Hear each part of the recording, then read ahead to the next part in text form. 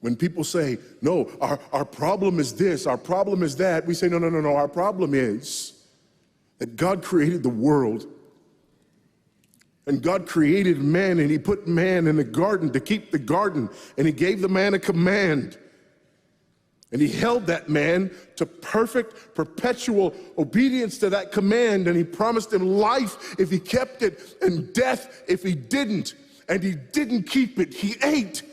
And because he ate, because of that one man, sin entered the world, and death through sin. And everyone born from that man through ordinary generation inherited that man's sin nature. And because of that sin nature, sins proceed from it. And our world is broken because of that sin. And we stand guilty before a holy and righteous God. And we know that he's holy, and we know that he's righteous, and we crave justice. But the problem is that if God gives us justice, we all die. And so that God, in his goodness and in his mercy, sent forth his son, who was not born of ordinary generation, but was born of a virgin. Yes, the virgin birth matters. Why? Because if he's born of ordinary generation, he's born in sin. But because he's not born of ordinary generation, he's not born in sin. He's clean of sin. His record is clean. And he keeps his record clean. And he obeys God's law. And because he's fully God and fully man, he obeys the law of God on our behalf in his active obedience. And then in his passive obedience, God made him who knew no sin to be sin for us.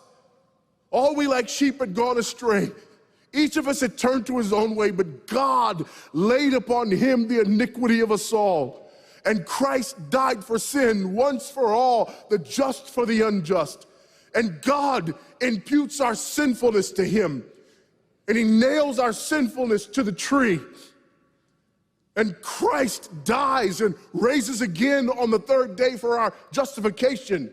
And there's another imputation. The righteousness of Christ is actually imputed to us so that God can be both just and the justifier of the one who places faith in Jesus Christ, so that all those who come to Christ may enter in, so that all those who place faith in Christ might be saved, but not only saved, but sanctified. Because he's the firstborn of many brethren. We're justified and we're adopted into the family of God.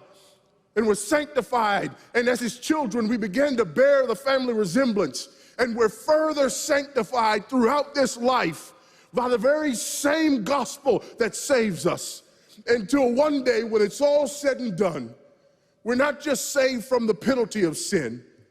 We're not just saved from the power of sin, but one day we're glorified and saved from the very presence of sin.